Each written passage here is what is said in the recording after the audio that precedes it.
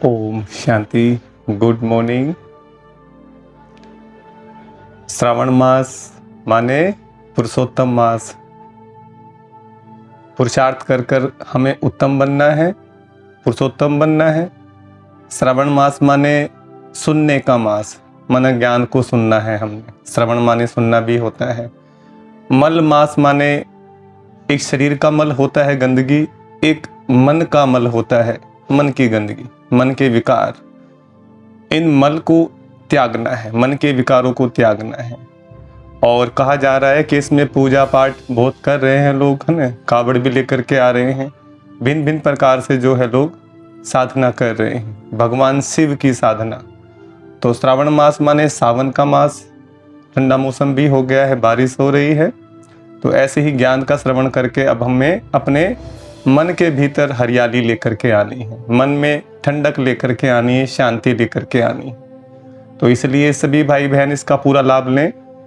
और सवेरे अमृत वेला हम साथ में ऑनलाइन ध्यान कर रहे हैं परमात्मा का, एक दूसरे को देख करके हिम्मत मिलती है, मोटिवेशन मिलता है। तो सभी अपने घर में रह करके भी उसका लाभ ले सकते हैं। ऑनलाइन गूगल मीट ऐप पे जुड़ सकते हैं और कुछ तरीका बताया जाएगा, आपको विधि बताई जाएगी। अगर उस हिसाब से हम पुरुषार्थ करेंगे तो बहुत लाभ होने वाला है। निःशुल्क है ये, कोई फीस कोई चार्ज नहीं है। तो बगैर फीस के अपने आप को चार्ज करें और पूरा लाभ लें इसका। और 2 महीने मिले हमें, अधिक मास बोला जाता है इसको। अधिक मास माने हमें अधिक पुरुषार्थ करना है, अधिक प्राप्ति करनी है, वो कमाई जो हमारे जीवन में सुख शांति लेकर के आएगी। और जो भी हमारी शुभ मनोकामना है ईश्वर जरूर पूरी करेंगे, परमात्मा शिव जरूर पूरी करेंगे। तो मैं आशा करता हूँ सभी भाई बहन इसका पूरा लाभ लेंगे। और सवेरे जो हम उठते हैं, हो सकता है शरीर में कुछ आपको आलस्य भी आए, कुछ नींद आए, तो वो 2-4 दिन है खाली, उसके बाद आपके शरीर बिल्कुल रम जाएगा उसके अंदर में और आपको हैबिट बन जाएगी उसकी, और बड़ा आनंद आने वाला है। आप अपने भीतर ही स्वर्ग का अनुभव करेंगे, ये भी मेरा वादा है। अगर प्रॉपर आप उस विधि को फॉलो करेंगे जो बताया जा रहा है आपको, अगर वो पूरा होमवर्क पूरा करेंगे, आप जो आपको चार्ट मिला है, अगर उस चार्ट को पूरा करेंगे, मेरा वायदा है आपसे, आप 100% अपने भीतर परमात्मा की अनुभूति करेंगे, शांति की अनुभूति करेंगे और अपने भीतर स्वर्ग का अनुभव करेंगे। ये मेरा पूरा वायदा है। तो आपने ये 2 माह, ये श्रावण मास के पुरुषार्थ का मास है, हमने पुरुषार्थ करना है, पुरुषोत्तम बनना है। और मल मास अर्थात कीचड़ में कमल खिलाना है। संसार में रहते हुए हमें पुरुषार्थ करके अपने आप को श्रेष्ठ ऊंचा बनाना है। तो ये बहुत ही 19 वर्ष के बाद ये मौका मिला है और 3 साल के बाद में ये आता है, ये पुरुषोत्तम मास, अधिक का मास जो है। तो मेरी सभी से गुजारिश है, आप अपने लिए, अपने परिवार के लिए, अपने उज्जवल भविष्य के लिए ये पुरुषार्थ, ये परमात्मा का ध्यान जरूर करें आप। चलो परमात्मा के महावाक्य सुनते हैं। 7 जुलाई 2023 बाबा के महावाक्य।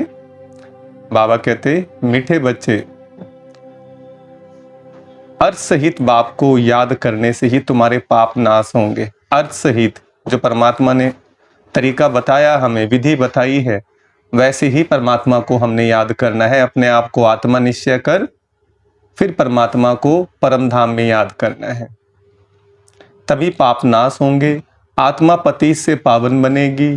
नंबर 1 सब्जेक्ट है याद की।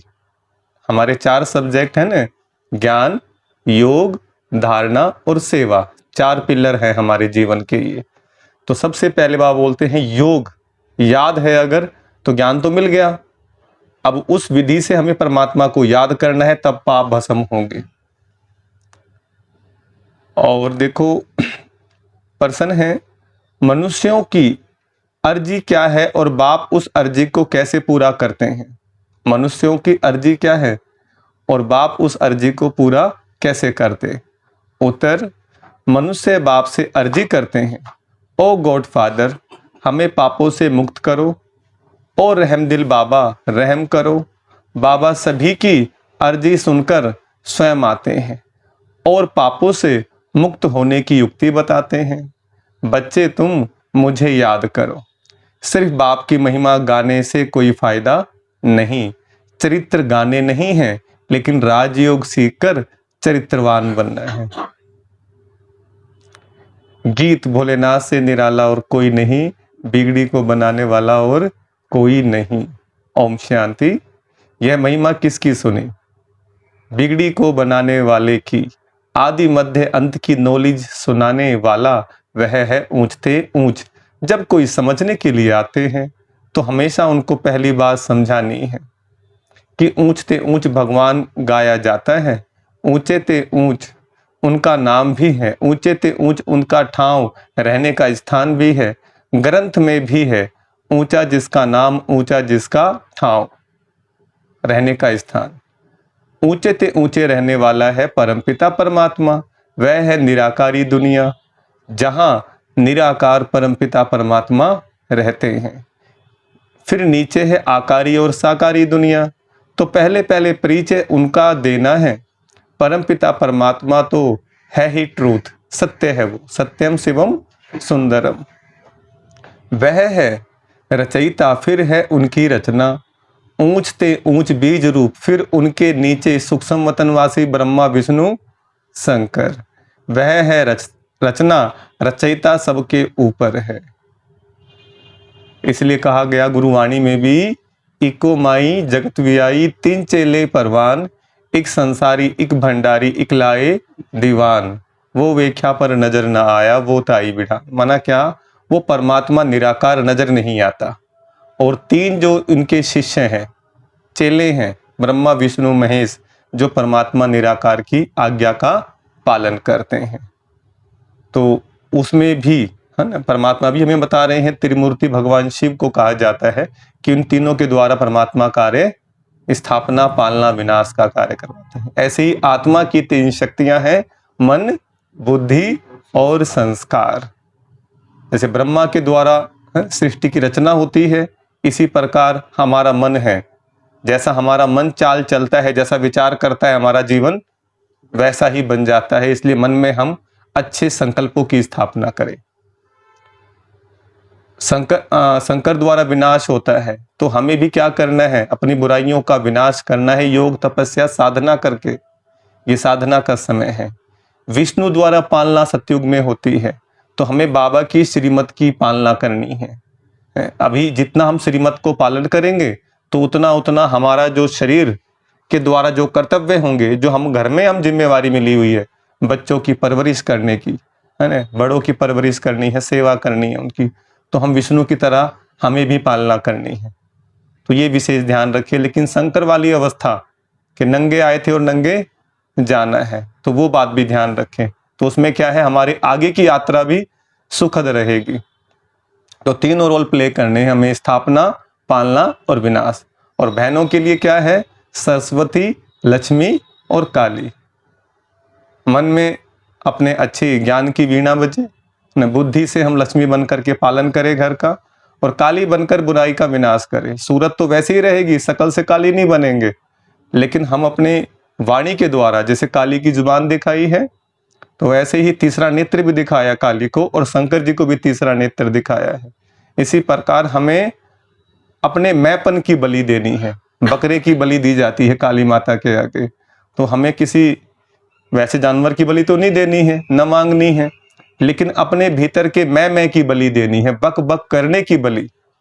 ज्यादातर माताएं बहुत बातें करती हैं यहाँ वहाँ की, है ना, और बगैर बातों के काम चलता ही नहीं। तो हम ईश्वरीय बातें करें, ज्ञान का चिंतन मनन करें, लेकिन हम फालतू बक बक की बलि दे दें, है ना। तीसरा नेत्र परमात्मा ने दिया है कि हे बच्चे, हे माताएं, तुम गोरी थी, अब तुम काली हो गई।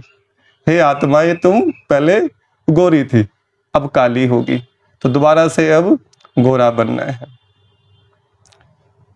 तो बाबा कहते हैं, देखो, रचयिता सबसे ऊपर है, वह है रचयिता बाप, बाकी है रचना। सब एक परमपिता परमात्मा की संतान है।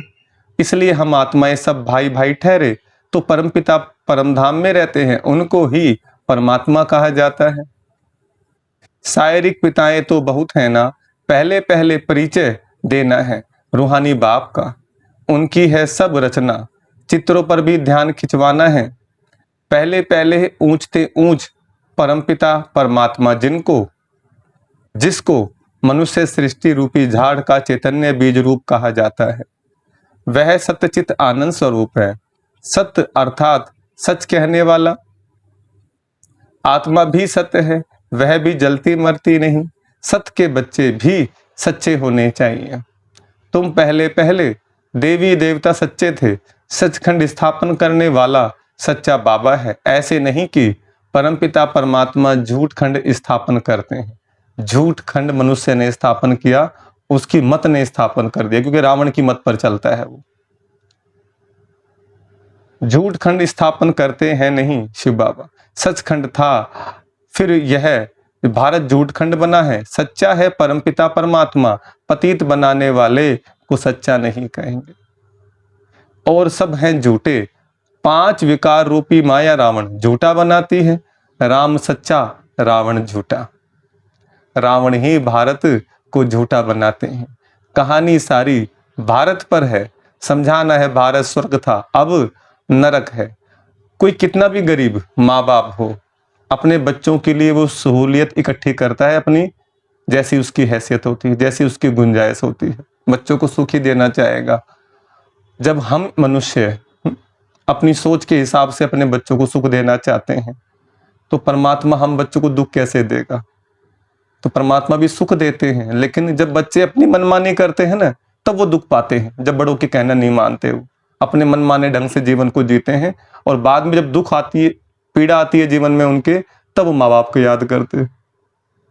मम्मी ये मिस्टेक होगी, पापा जी मुझसे ये गलती होगी, अब बताओ मैं फंस गया, क्या करूं? तो ऐसी परमात्मा हम बच्चों का सुख ही चाहते हैं, लेकिन हम जब भी मनमानी करते हैं तब हम फंस जाते हैं, उलझ जाते हैं। तो परमात्मा कहते हैं महिमा बाप को स्वर्ग बनाने वाला वह स्वर्ग का रचयिता कहा जाता है। महिमा भी भारत की है, आदि मध्य अंत का ज्ञान तुमको सुनाते हैं, जिससे तुम त्रिकालदर्शी बनते हो। इसको कहा जाता है सुदर्शन चक्र। तुम जानते हो कि हम आत्माएं फिर से परमपिता परमात्मा से वर्षा ले रही हैं। गाया भी जाता है आत्माएं और परमात्मा अलग रहे बहुकाल, अभी यह मिलन बहुत सुंदर मंगलकारी है। तुम पहले पहले बाप का परिचय देते हो। रचयिता बाप को सर्वव्यापी कहने से फिर यह सिद्ध नहीं होता कि हम सब बच्चे हैं। बच्चे ऐसे नहीं कहेंगे कि हम सब परमपिता परमात्मा है। सर्वव्यापी कहने से बाप के साथ वह लव नहीं रहता, न बुद्धि योग रहता है। भारत का प्राचीन योग मशहूर है, वास्तव में बुद्धि का योग लगाना है बाप से।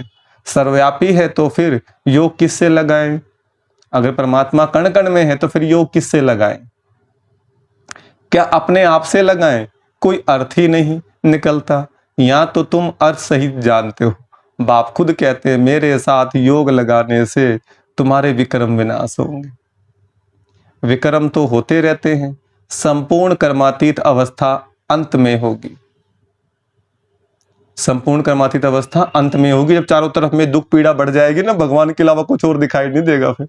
प्रभु तुम ही बचाओ, तुम ही रक्षा करो। देखो एक भागवत में बात आती है कि परमात्मा भक्ति के वजह से, जिन्होंने भक्ति करी है, भक्ति की वजह से भक्तों से उनके सम होकर के मिलते हैं, उनके समान होकर के मिलते हैं। जैसी उनकी सूझबूझ है, जो आराम से समझ सके, उनके अकॉर्डिंग मिल जाते हैं परमात्मा, फिर उनको पार तारते हैं। तो इस समय परमात्मा देखो जितने बहन भाई हैं, बहुत सारे ज्ञानी बहन भाई हैं, तो जहां जहां सेवा कर रहे हैं, है ना, हर एक स्थान पर सेवा चल रही है, झुग्गी में, झोपड़ी में, है ना, अच्छे एरिया में भी चल रही है। तो जिसकी जैसी समझ है उसके लिए वैसी व्यवस्था वहां पर कर दी गई है। परमात्मा के हम बच्चे कौन हैं? किरणें हैं हम। परमात्मा की हम सब कौन है? और परमात्मा की किरणें हर जगह पहुंच रही है। परमात्मा एक ही है और हम सब परमात्मा की शिव शक्तियां हैं। तो चारों तरफ में किरणें फैल रही हैं और अंधकार को मिटाने का काम कर रही हैं।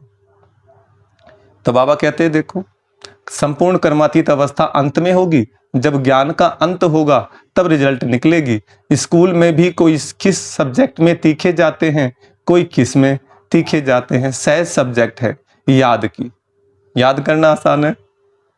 तो बाबा कहते हैं सहज सब्जेक्ट है याद की, बाप को याद किया जाता है, याद से फिर आत्मा अच्छी होगी, बर्तन साफ होगा, आत्मा जो इम्प्योर बनी है वह प्योर बनती जाएगी। ऊंचते ऊंच बाप आकर पढ़ाते हैं और ऊंचते ऊंच पद प्राप्त कराते हैं।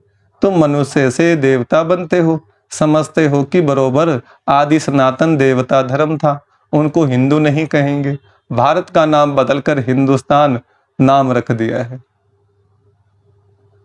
आदि सनातन पवित्र देवी देवता धर्म था जिसको वैकुंठ अथवा स्वर्ग कहा जाता है, वह तो सतयुग है, उनको कहा जाता है नई दुनिया, उनको रचने वाला बाप है, वह निराकार, सभी कहते भी हैं ओ गॉड फादर, वह ऊंचते ऊंच रहते हैं। ब्रह्मा विष्णु शंकर का सूक्ष्म देह, ब्रह्मा विष्णु शंकर को सूक्ष्म देह मिली हुई है, उसको सूक्ष्म लोक कहा जाता है, और वह शांति धाम साइलेंस वर्ल्ड, यह स्थूल वतन। तो पहले पहले जब कोई भी आते हैं तो उनसे फॉर्म भराना चाहिए, आत्मा का बाप कौन है, ऊंचते ऊंच तो भगवान को ही कहा जाता है। साधु संत आदि सब प्रार्थना करते हैं, प्रार्थना को रिक्वेस्ट भी कहा जाता है। ओ गॉड फादर, हम अर्जी करते हैं, हमारे पापों को दग्ध करो, और रहम दिल बाबा रहम करो, ऐसे ऐसे पुकारते हैं। रहम सभी तो नहीं करेंगे, सब पर रहम करने वाला तो एक ही बाप है। सर्वोदया कहते हैं ना, अब वह क्या करते हैं, कितने पर रहम करते होंगे, वह भी ड्रामा में नूंद है। इस समय जो कुछ चलता है उनसे तुम भेंट करते हो, गीता भागवत में यह बातें हैं नहीं। गीता है ज्ञान, बाकी चरित्र आदि की तो कोई दरकार नहीं। स्टूडेंट टीचर के चरित्र गाते हैं क्या, मास्टर की बैठ महिमा करने से भी कोई फायदा नहीं। बाप की सिर्फ महिमा करना, वह ज्ञान का सागर है, सुख का सागर है, इससे कुछ भी मिलता नहीं। अभी तुम बच्चे समझते हो कि बाबा हमको राजयोग सिखलाए, त्रिकालदर्शी बनाते हैं, अर्थात तीनों कालों और तीनों लोकों की नॉलेज देता है, तो तुम मास्टर त्रिलोकी के नाथ भी कहला सकते हो। क्या कहा बाबा ने, तुम मास्टर त्रिलोकी के नाथ भी कहला सकते हो।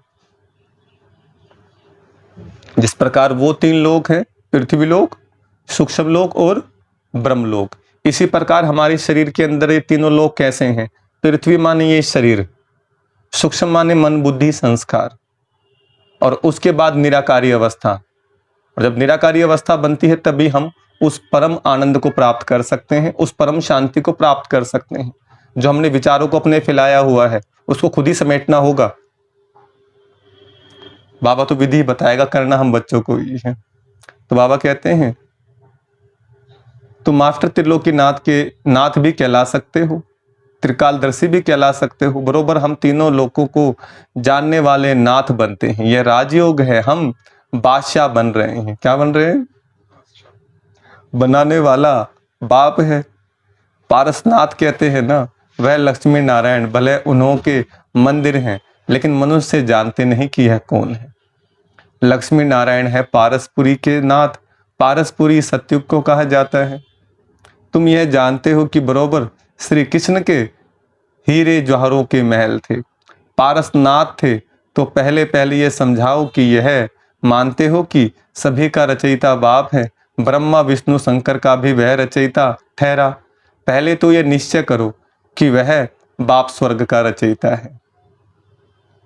आप देख लीजिए, जो भी शिव के मंदिर दिखाते हैं वहां पर नाग भी मिलते हैं, मोस्टली जो है शिवलिंग के आसपास में देखा है ना कहीं, तो अच्छा वहां पर खजाना भी होता है आसपास में।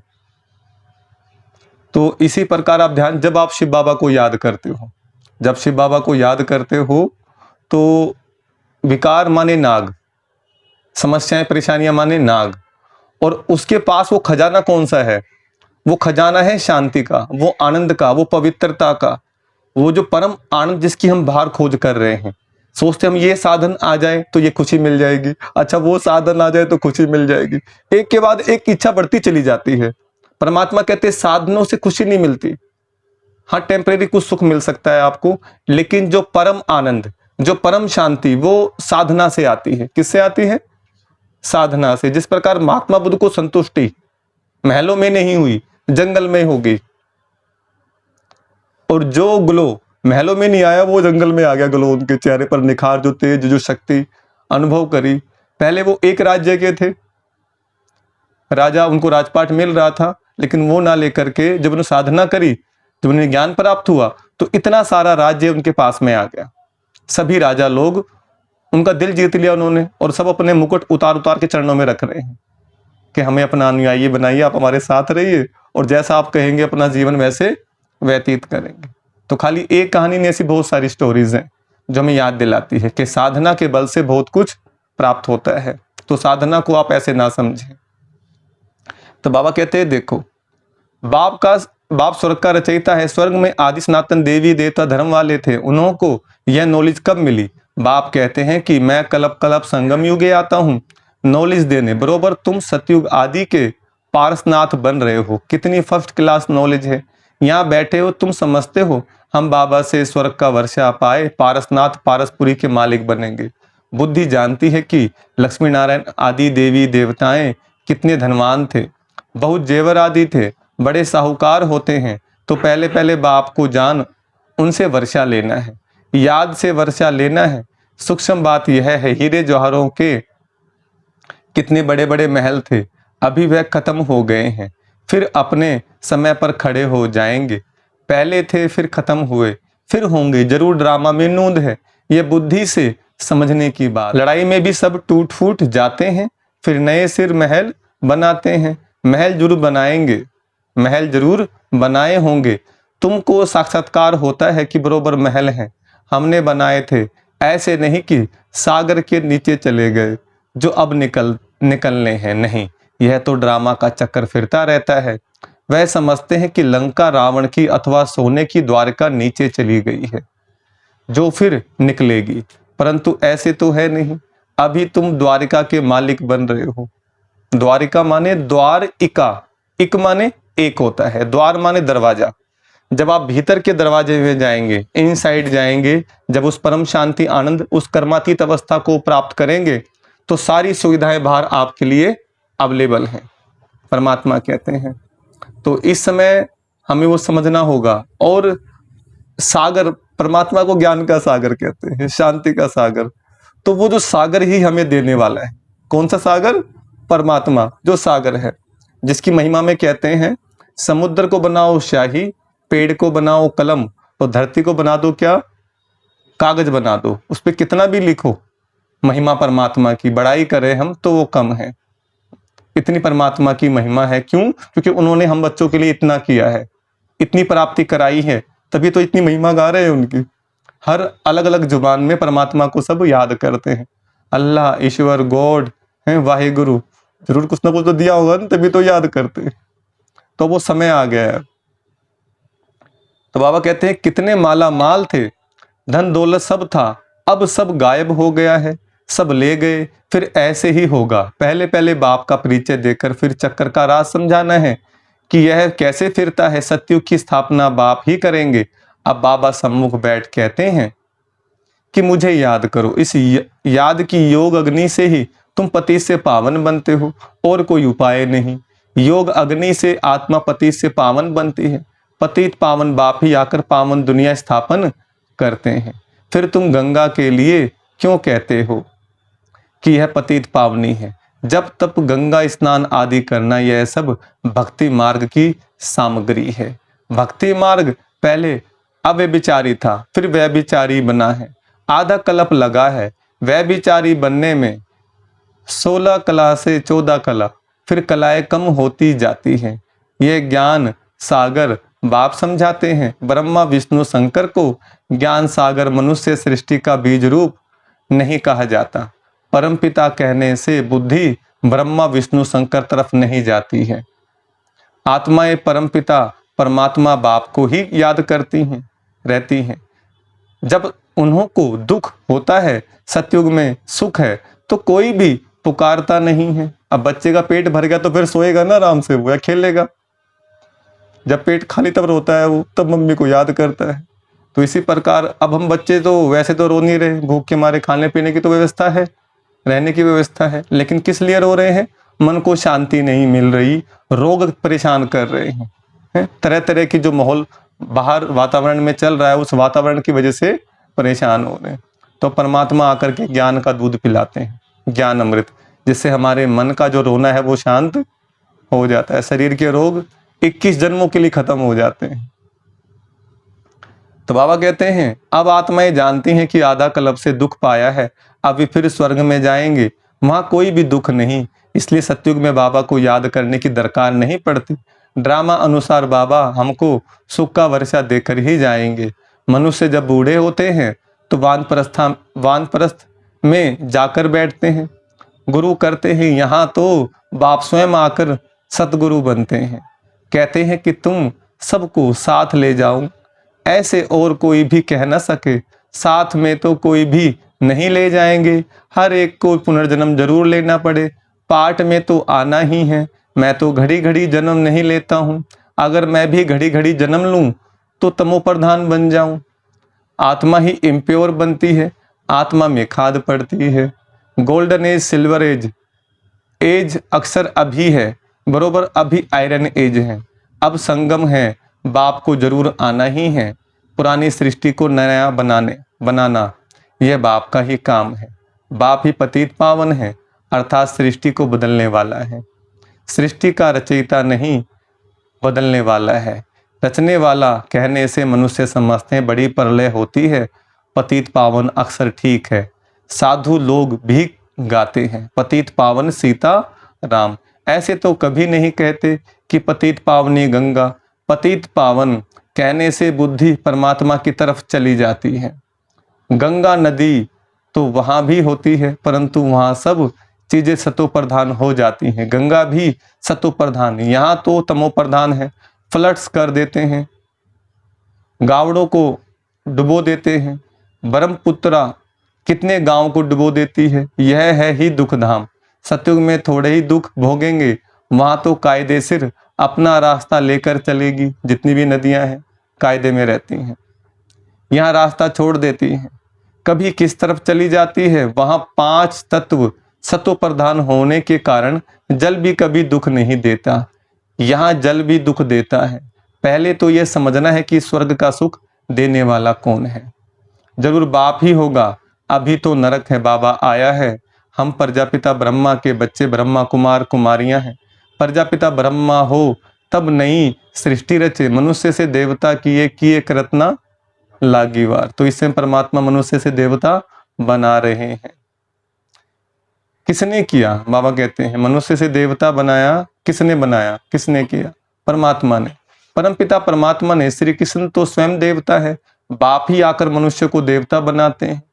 यह तुम अभी जानते हो, आगे तो सिर्फ गाते थे मनुष्य से देवता किए करतना लागी वार। जानते नहीं थे कि सतयुग किसने स्थापन किया, रचयिता कौन है। सतयुग सृष्टि फिर कलयुग बन जाती है तो तुम बच्चे समझ गए हो कि यह बड़ा मांडवा है, आकाश तत्व का इसमें खेल होता है। ओपन स्टेज चाहिए ना।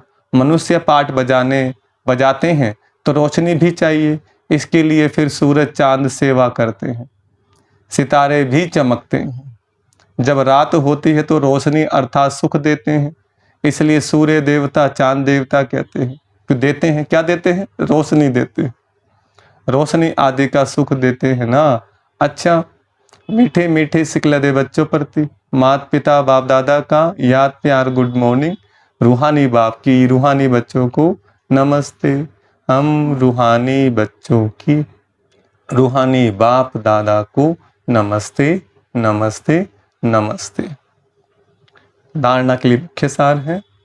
पहला पॉइंट, ड्रामा के चक्कर को यथार्थ रीति समझकर पुरुषार्थ करना है। बाप समान रहमदिल बन सभी पर रहम करना है। दूसरा, बाप सचखंड स्थापन कर रहे हैं, इसलिए सच्चा होकर रहना है। बाप की याद से आत्मा को स्वच्छ बनाना है। वरदान है, भगवान रोज वरदान देते हैं। जब वरदान दे तो बड़ा ध्यान से सुने और उसको हृदय में उतार ले अपने। सेवा की भावना द्वारा अमर फल प्राप्त करने वाले, सेवा की भावना द्वारा अमर फल प्राप्त करने वाले, सदा माया के रोग से मुक्त भव। जो बच्चे संगम युग पर प्रभु फल अविनाशी फल, सर्व संबंधों के स्नेह के फल, रस वाला फल खाते हैं। वे सदा ही माया के रोग से मुक्त रहते हैं। और फल तो सतयुग में भी मिलेंगे और कलयुग में भी मिलेंगे, लेकिन सेवा की भावना का प्रत्यक्ष फल, प्रभु फल, अगर अभी नहीं खाया तो सारे कल्प में नहीं खा सकेंगे। यह फल ईश्वरीय जादू का फल है, जिस फल को खाने से लोहे से पारस तो क्या लेकिन हीरा बन जाते हो। यह फल सर्व विघ्नों को समाप्त करने वाला अमर फल है, जो बाबा हम बच्चों को खिला रहे हैं।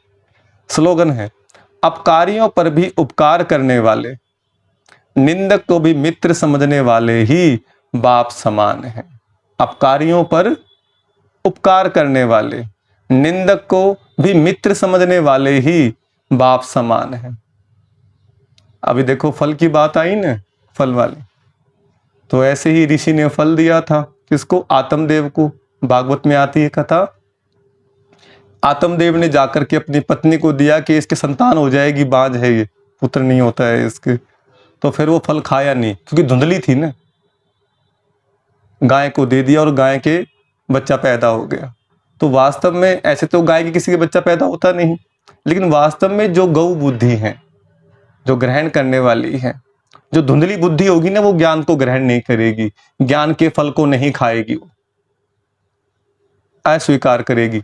इसलिए धुंधली से धुंधकारी पैदा, जो उसका बहन का जो बच्चा हुआ, जो धुंधकारी बना, वो धुंधली के संग में रहकर क्या बन गया? वो धुंधकारी।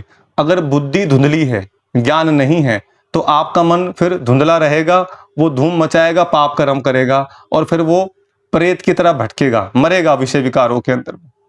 तो वैश्यावृत्ति करता था धुंधकारी, और वैश्यावृत्ति करके वैश्याओं ने ही उसको मार दिया जला करके। फिर वो प्रेत की तरह भटका। जब उसने भगवान का ज्ञान सुना, गोकर्ण ने, उस गोकर्ण के कान ने गाय की तरह थे, बड़े बड़े कान गोकर्ण के। अब ऐसे तो कान किसी के बड़े होते नहीं, लेकिन जो ज्ञान को ग्रहण करता है, जिसके कान बड़े हैं भगवान के ज्ञान को सुनने के लिए, जो भगवान के फल से है ना, ज्ञान का फल जिसने खाया है, वो वास्तव में क्या बनेगा भाई? गोकर्ण बनेगा, वो मुक्ति देगा। वो जो धुंधकारी को भी श्री कृष्ण के समान बना दे। तो अब वही कार्य चल रहा है, वही पाठ चल रहा है, बड़ा गुप्त रीति से। तो क्या करना है? अपकारियों पर भी उपकार करने वाले, निंदक को भी मित्र समझने वाले ही बाप समान है, ऐसा बनना है। मैं कमल फूल समान पवित्र आत्मा हूं। कीचड़ में नहीं, कीचड़ से बाहर निकलना है, तभी वैल्यू होगी।